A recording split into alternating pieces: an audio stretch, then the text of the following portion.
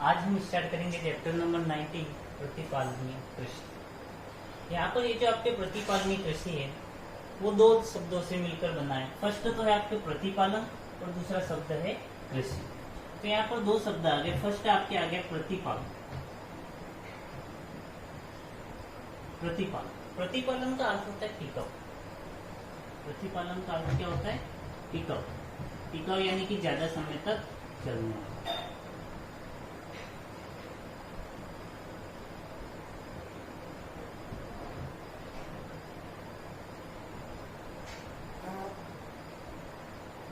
Clear? तो प्रतिपालनीय कृषि दो शब्दों से मिलकर बना है। फर्स्ट तो आपके पास आ गया प्रतिपालन और दूसरा आ गया कृषि। तो प्रतिपालन का अर्थ क्या हो गया? टिकाऊ या ज्यादा समय तक चलने वाला। और कृषि, कृषि का मतलब आप सब समझते हो, फसल अथवा जंतुओं का संवर्धन।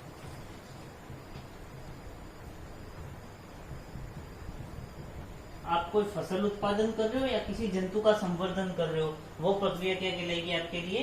कृषि। जैसे कि मधुमक्खी पालन वगैरह कर रहे हो, आप डेयरी उद्योग यानी पशुपालन वगैरह कर रहे हो, कोई फसल बो रहे हो, सभी प्रकार का जो भी क्रियाएं होगी वो सारी की सारी ऐसी क्रिया क्या कहलाएगी? कृषि। तो यहाँ पे आपके दो वर्ड आ गए, प्रतिपालनीय कृषि। प्रतिपालन यानी ज्यादा समय तक टिकाऊ, और कृषि का मतलब क्या हो गया? फसल अथवा जंतुओं का संवर्धन। तो प्रतिपालनीय कृषि की परिभाषा की अगर हम बात करें तो प्रतिपालनीय कृषि की परिभाषा क्या हो जाएगी?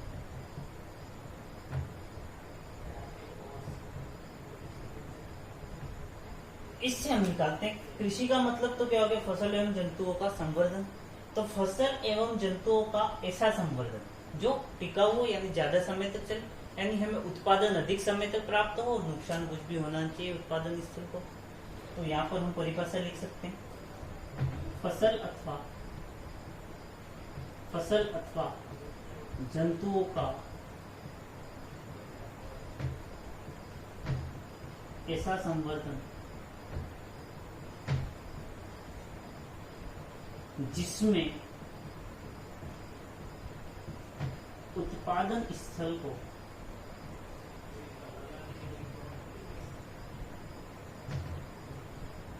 हानि पहुंचाए बिना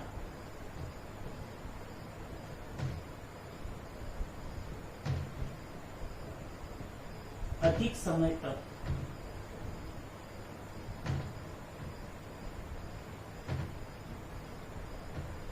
लाभ प्राप्त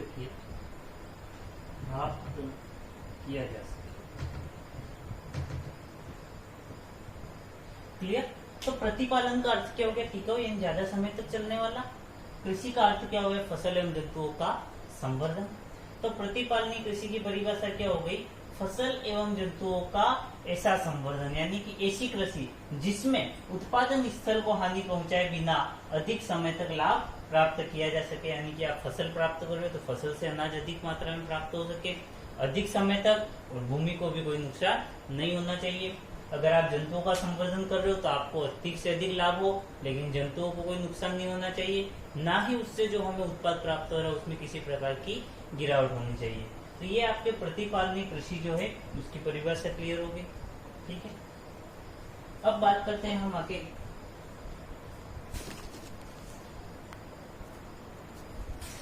अगर हम बात करें प्रतिपालनीय कृषि की विधियों की, तो ये जो प्रतिपालन कृषि होती है उसकी 5 विधियां मुख्यतः है। फर्स्ट है जैविक कृषि, फिर है मिश्रित कृषि, मिश्रित शस्य उत्पादन, फसल चक्र और जैवनाशी। एक एक को अगर हम डिटेल में पढ़ेंगे।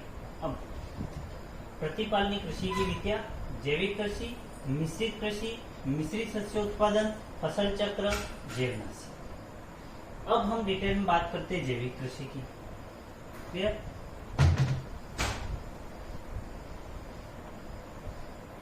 तो जैविक कृषि जो है नाम से स्पष्ट है। जैविक कृषि यानी कि जैविक जीव, यानी कि इसमें जो भी कृषि की जाएगी जंतुओं अथवा फसल का ऐसा संवर्धन जिसमें जीवों का उपयोग किया जाए। उपयोगी कौन है? जीव। यहाँ पर उपयोगी कौन आ गया? जीव। तो जैविक कृषि में क्या होगा? फसल एवं जंतुओं का फसल अथवा जंतुओं का ऐसा संवर्धन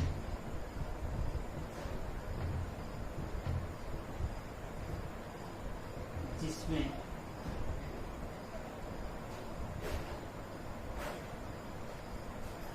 उत्पादन स्थल को उत्पादन में वृद्धि हेतु जीवों का उपयोग किया जाता है।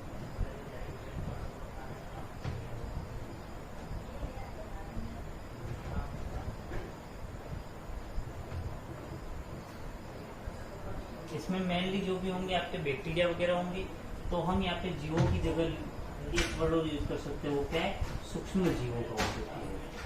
तो फसल एवं जंतुओं का ऐसा संवर्धन जिसमें उत्पादन में वृद्धि हेतु किसका उपयोग किया जा रहा है, सूक्ष्म जीवों का उपयोग किया जा रहा है, क्या कहलाएगी, जैविक कृषि। अब हम पढ़ेंगे जैविक कृषि के क्या अर्थ होते हैं।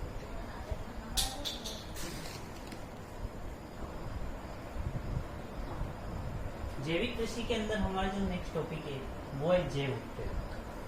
क्लियर?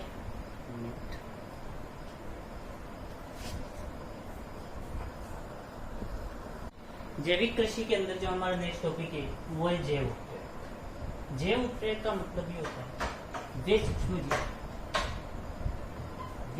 जीव जो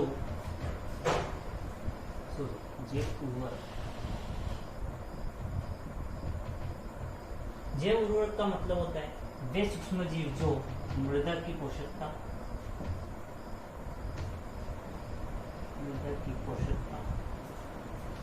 एवं उर्वरक क्षमता को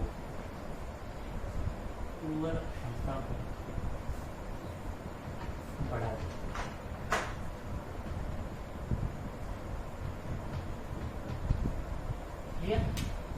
तो जैव उर्वरक क्या हो गए, वे सूक्ष्म जीव जो मृदा की पोषकता एवं उर्वरक क्षमता को बढ़ा देते हैं, यानी कि जो उत्पादन क्षमता जो होती है मृदा की वो इसमें क्या हो जाएगी, वृद्धि हो जाएगी। लेकिन ये जो होते हैं मृदा को किसी भी प्रकार का नुकसान नहीं पहुंचाते। अब इनको कुल मिलाकर के 5 भागों में बांटा गया है। फर्स्ट आता है सहजीवी जीवाणु, दूसरा आता है असहजीवी जीवाणु, तीसरा नीलहरित शैवाल, चौथा कवकमूल और 5वां जो आता है आपके फास्फेट विलयनकारी जीवाणु। अब ये क्या है, उनको हम डिटेल में समझेंगे। सहजीवी जीवाणु ये एक सहजीवन जीते हैं। सहजीवन आपने देखा होगा कि किसी पेड़ को नुकसान नहीं पहुंचाएंगे लेकिन उसके साथ रहेंगे। अगर कोई पेड़ है, जैसे कि आपने सहजीवन का सबसे बेहतरीन उदाहरण देखा था शैवाल प्लस कवक, 11वीं क्लास में पढ़ा था। शैवाल प्लस कवक दोनों ने मिलकर के बनाया था लाइकेन। ये सहजीवन का सबसे बेहतरीन उदाहरण था। इसमें था क्या, कवक को शैवाल से क्या प्राप्त हो रहा था, भोजन प्राप्त हो रहा था, और शैवाल को कवक से जो भी पोषक पदार्थ थे वो प्राप्त हो रहे थे, इसकी सुरक्षा हो रही थी।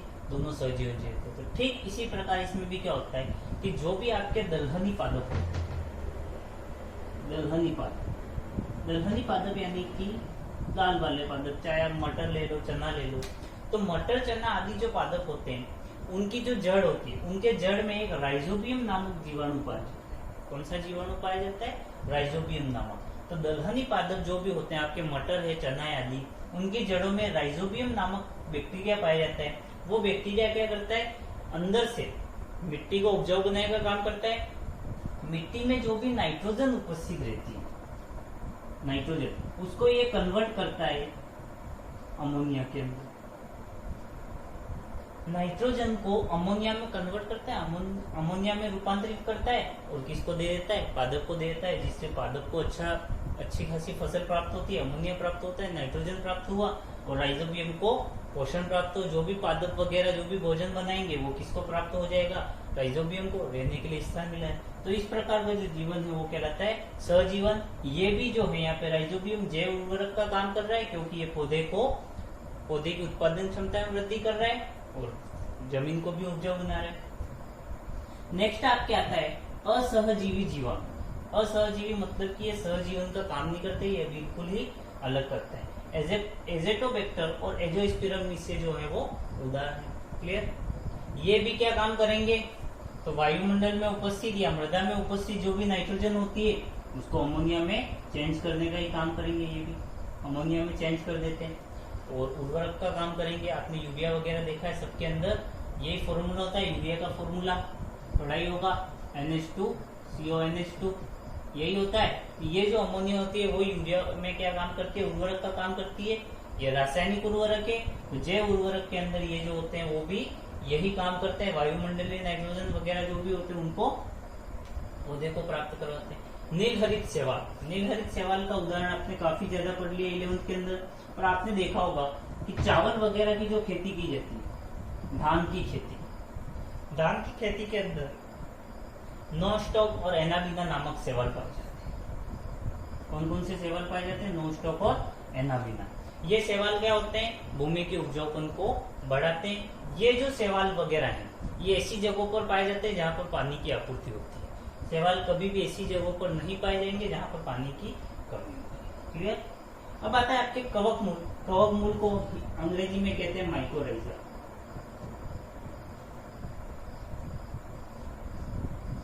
माइकोराइजा, ये जो कवक मूल होते हैं माइकोराइजा होते हैं, सिंपल सा है। कवक मतलब कि ये होते तो क्या है, कवक मूल यानी कि जड़ में। तो ये जो कवक होते हैं वो कहाँ पर रहेंगे, पौधे की जड़ के अंदर। अब कवक मूल जो होते हैं उनको दो भागों में बांटा गया है। फर्स्ट तो आता है बाह्य कवक मूल,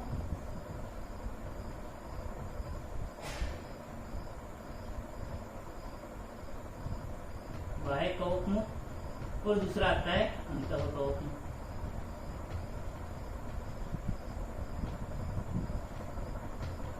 क्लियर।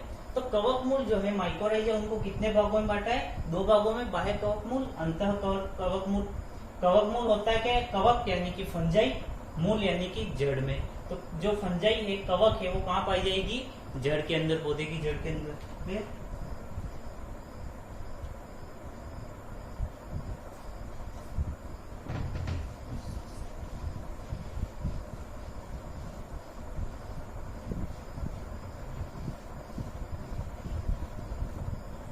अब ये जो कवक मूल पाई जा रही है, बाह्य कवक मूल और अंतर कवक मूल, कौन से पादप में पाई जाएगी, तो ये जो बाह्य कवक मूल होती है, बाह्य कवक मूल, वो सदैव ठोस पादपों में पाई जाएगी, ठोस एवं बड़े पादप, बड़े पादप। जैसे कि फॉर एन एग्जाम्पल हमने ले लिया पाइनस। पाइनस जैसे जो बड़े पादप होते हैं उनके अंदर ही इस प्रकार का कवक मूल पाया जाएगा। और अंतः कवक मूल जो होता है वो हमेशा कोमल पादपों की जड़ों में पाया जाएगा, कोमल पादप की जड़ों में पाया जाएगा। कोमल पादप उदाहरण अगर हम ले तो मिर्ची, इलायची, लौंग आदि। तो ये जो मिर्ची, इलायची, लौंग जिनकी जड़ें कोमल होती है, उन पादपों के अंदर किस प्रकार का कवक मूल पाया जाएगा, अंतः कवक मूल। और वे पादप जो बड़े होते हैं, ठोस होते हैं, जिनकी जड़ें मजबूत होती है, उनके अंदर कौन सा कवक मूल पाया जाएगा, बाह्य कवक मूल। बाह्य और अंतर क्या है, वलकुट पे डिपेंड करता है। अगर वलकुट में है तो बाह्य, पूरे अंदर तक चले गए तो अंतर कवक मूल। क्लियर। अब क्या आता है फॉस्फेट विलयनकारी जीवाणु, ये भी नॉर्मल है, इसके केवल आपको उदाहरण याद कर लेना है। तो स्यूडोमोनास, फॉस्फेट विलयनकारी जीवाणु का उदाहरण क्या हो गया आपके, स्यूडोमोनास।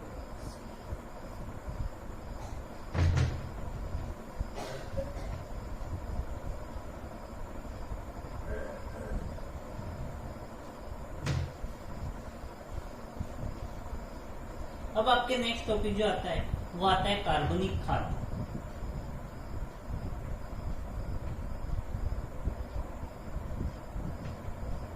कार्बनिक खाद, कार्बनिक खाद होता क्या है, तो जो भी आपके सड़े गले फल फूल, पत्ती, सूक्ष्मजीव आदि जो भी होते हैं, फल, फूल, पत्ती, सूक्ष्मजीव जो भी है, ये सब जो होते हैं वो सड़ जाएंगे, गल जाएंगे और कार्बनिक खाद का निर्माण करेंगे। तो ये जो ओवरऑल चीजें हैं वो सूक्ष्म जीवों द्वारा इनका विघटन हो जाता है। फल, फूल, पत्ती, सब्जी, आपके कोई भी और भी कचरा है जिसका भी जैव अपघटन संभव है, वो सारे के सारे कचरा वगैरह जो होता है उसमें सूक्ष्म जीव द्वारा अपघटन कर दिया जाएगा और किसका निर्माण होगा, कार्बनिक खाद का। कार्बनिक खाद एक प्रकार का क्या है, जैव जैव क्लियर। तो जैव उर्वरक क्या है? फल फूल पत्ती सूक्ष्म जीव जो भी चीजें है ये सब सड़ गल जाएगी और एक खाद का निर्माण करेगी, जैसे ही हम क्या कहते हैं कार्बनिक खाद। क्लियर।